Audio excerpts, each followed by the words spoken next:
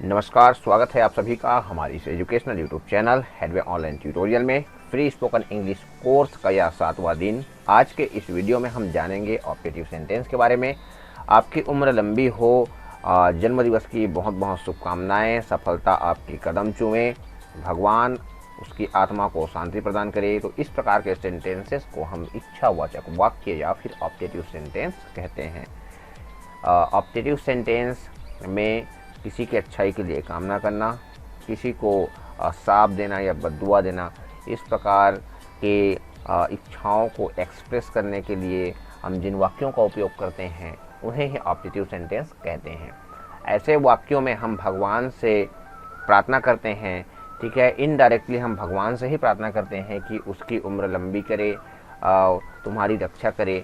तो इस प्रकार के सेंटेंस में जो गॉड होता है या तो वो सेंटेंस में यूज़ होता है या फिर वो उस सेंटेंस में नहीं रहेगा तो भी इंटरनल रूप से वो वहाँ पर रहता है। तो मे गॉड जो है वो हर सेंटेंस में यहाँ पर रहेगा, भले उस सेंटेंस में आपको दिखे या ना दिखे, इनडायरेक्टली रूप से वो उस सेंटेंस में रहेगा।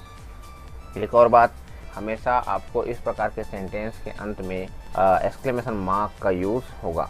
मैंने आपको बताया था एक्सक्लेमेटरी सेंटेंस में भी एक्सक्लेमेशन मार्क का यूज़ हुआ था। उस सेंटेंस में कुछ अलग प्रकार का सेंटेंस था। उस प्रकार के सेंटेंस में आपको वहाँ पर सडनली आपके मुंह से कोई आवाज़ निकलती है, ज़्यादा खुशी होने से, ज़्यादा दुख होने से, तो वहाँ पर एक्सक्लेमेशन मार्क लगाया जाता है, वो एक्सक्लेमेटरी सेंटेंस कहलाता है।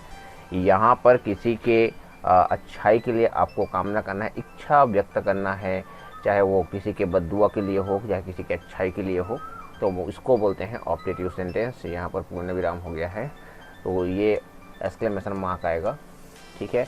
चलिए आगे देखते हैं और समझते हैं क्या है यह सेंटेंस और इसके बारे में पूरी तरह से जानकारी लेते हैं, ताकि आपका इंग्लिश बूस्ट हो सके, आप काफ़ी कुछ सीख सकें और धीरे धीरे अपने इंग्लिश को ज़्यादा से ज़्यादा आगे लेके जा सकें।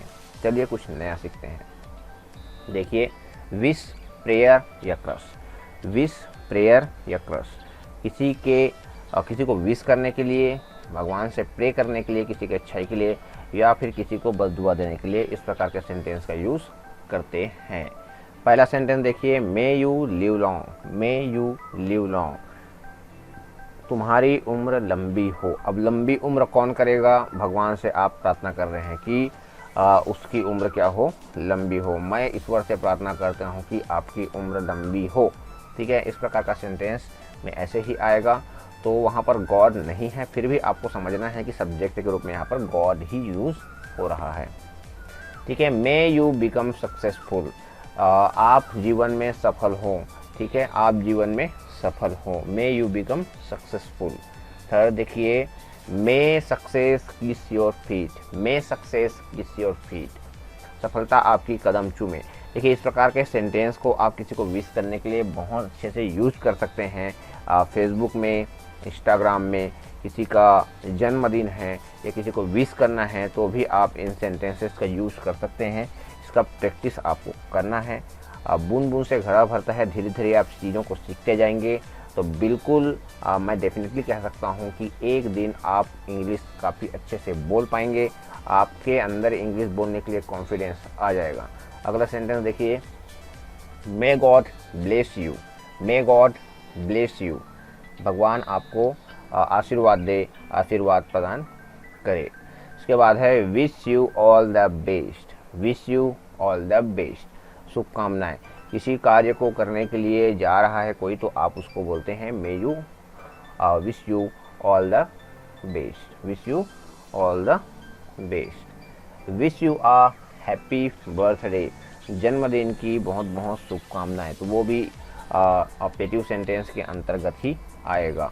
अगला देखिए, God save us. God save us, भगवान हमारी रक्षा करे। भगवान हमारी रक्षा करे, यहाँ पर मे लगाया जा सकता है। मैंने आपको बताया मे या फिर गॉड जो है कई सेंटेंस में नेग्लेक्ट कर दिया जाता है, इसलिए हमने ऐसे एग्जांपल्स को यहाँ पर लिखा हुआ है ताकि आपको कभी भी कंफ्यूजन ना हो, ठीक है। यहाँ पर देखिए, गॉड सेव अस, तो कई लोगों को यह कंफ्यूजन हो सकता है कि यहाँ पर सेव्स क्यों नहीं है, क्योंकि God is a singular number और सिंगुलर नंबर है तो यहाँ पर एस लगना चाहिए या फिर ई एस लगना चाहिए। तो मैं आपको बता दूं कि यहाँ पर गॉड जहाँ पर भी किसी भी वाक्य में सब्जेक्ट के रूप में आएगा वहाँ पर एस या ईएस नहीं लगाया जाता, ऐसा रूल है। ठीक है, आपको समझना पड़ेगा, कहीं भी आपको ऑपरेटिव सेंटेंस में एस या ईएस नहीं मिलेगा। ठीक है, क्योंकि गॉड यहाँ पर सब्जेक्ट के रूप में कार्य कर रहा है। ठीक है, यही रूल है, आपको समझना पड़ेगा। गॉड सेव अस होगा, गॉड सेव्स अस नहीं होगा। ओके, चलिए आगे देखते हैं। देखिए क्रश का मतलब होता है किसी को बद्दुआ देना। कभी कभी हम दुखी हो जाते हैं या हमारे साथ कोई कुछ ऐसा कार्य कर जाता है कि हमारे मन से उसके लिए बद्दुआ निकल जाती है, तो उसको हम बोलते हैं क्रश। तो उसको किस प्रकार ऑब्जेक्टिव सेंटेंस में एक्सप्रेस करते हैं, चलिए आगे देखते हैं। पहला देखिए, दैट बिल्डिंग कोलैप्स। ईश्वर करे यह जो बिल्डिंग है वह गिर जाए, धराशायी हो जाए, कोलैप्स हो जाए। ठीक है, तो ये ऑब्जेक्टिव सेंटेंस के अंतर्गत ही आएगा, लेकिन साफ है ना, बद्दुआ को व्यक्त करने के लिए यूज़ हो रहा है। अगला सेंटेंस देखिए, may you B ruined. May you B ruined, तुम बर्बाद हो जाओ। रूइन मतलब बर्बाद, रूइन मतलब बर्बाद। ठीक है, तीसरा देखिए, may you go to hell. भाड़ में जाओ या तुम नरक में जाओ। ठीक है, may you go to hell, ईश्वर करे तुम्हें नरक मिले या तुम नरक में जाओ। हेल मतलब नरक। ठीक है, आपको समझ में आ गया होगा। उसके बाद देखिए, मे यू डाई। ईश्वर करे तुम मर जाओ। कभी कभी काफ़ी दुखी हो जाता है इंसान, तो किसी को इस प्रकार का बद्दुआ दे जाता है। उसके बाद कुछ अदर एग्जाम्पल्स हम देखते हैं। आशा करता हूँ आपको दोनों एग्जाम्पल समझ में आया होगा। यदि आपने हमारे पहले के वीडियोस को नहीं देखा है तो जाकर उन वीडियोस को भी देखिए, काफ़ी अच्छा आपको नॉलेज मिलेगा। वीडियो को ज़्यादा से ज़्यादा शेयर करते जाइए ताकि और लोगों को भी हेल्प मिलती जाए और वे सीखते जाएँ।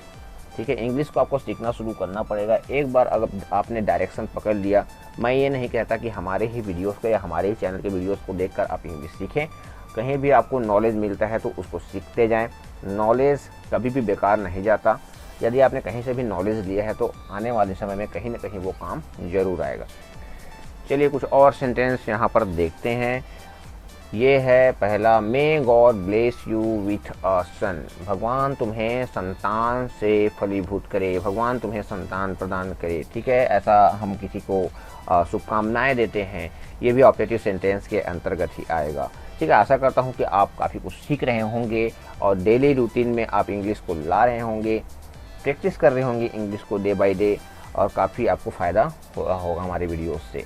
सेकंड देखिए, may you be happy in life. भगवान आपको सुखमय जीवन प्रदान करे, भगवान आपको सुखमय जीवन प्रदान करे, ये भी ऑब्जेक्टिव सेंटेंस के अंतर्गत आएगा। मे his life rest in peace. भगवान उसके जीवन में शांति प्रदान करे। ठीक है, मे his Saul rest in peace. किसी का देहांत हो जाता है तो हम उसके आत्मा के शांति के लिए भी ऑब्जेक्टिव सेंटेंस का यूज़ करते हैं। तो मे his Saul rest in peace, भगवान उसकी आत्मा को शांति प्रदान करे। लाइफ की जगह अगर साउल हो जाता है तो मे द पेशेंट कम अराउंड। भगवान करे वह रोगी जल्द से जल्द ठीक हो जाए। ठीक है, आप इस प्रकार ईश्वर से प्रार्थना करते हैं। अगला देखिए, may you live long enough to see grandchildren. Enough to see grandchildren. ठीक है, यहाँ पर चिल्ड्रंस नहीं आएगा, आप याद रखिए। चाइल्ड सिंगुलर फॉर्म होता है और चिल्ड्रन होता है उसका प्लूरल फॉर्म, तो कभी भी चिल्ड्रंस नहीं होता, इस बात का ध्यान रखेंगे। बेसिक मैं आपको बताते चल रहा हूँ, आपको इस बात का ध्यान रखना है। ठीक है, चाइल्ड उसका एक वचन है, चिल्ड्रन उसका बहुवचन है। ठीक है, तो मे यू लिव लॉन्ग, आपका जीवन इतना लंबा हो कि आप अपने नाती पोते भी देखें। ठीक है, तो ये इस सेंटेंस का मीनिंग होगा। उसके बाद छठा देखिए, may you get the job. ईश्वर करे आपको नौकरी मिल जाए। ठीक है, आपको नौकरी मिल जाए। और आखिरी सेंटेंस है, मे सी परफॉर्म वेल। भगवान करे वह अच्छा परफॉर्म करे, उसका प्रदर्शन अच्छा हो, चाहे किसी भी फील्ड में हो सकता है। एग्ज़ाम देने जा रही है तो वहाँ पर आप इसका यूज़ कर सकते हैं। डांस परफॉर्म हो या फिर कोई भी प्रकार का परफॉर्म वह करने जा रही है तो वहाँ पर आप इसका यूज़ कर सकते हैं। आशा करता हूँ कि आज का वीडियो आपको पसंद आया होगा। यदि आप हमारे इस चैनल पर नए हैं तो चैनल को ज़रूर से ज़रूर सब्सक्राइब कीजिए। आगे भी हम काफ़ी यूज़फुल कंटेंट लेके आते रहेंगे। आगे के वीडियोस में हम अब टेंस शुरू करेंगे टेंस के बारीकियों को आपको बताएंगे, किस प्रकार आप उसको डेली लाइफ में यूज़ कर सकते हैं। बने रहिए हमारे चैनल के साथ। Thanks for watching, have a good day.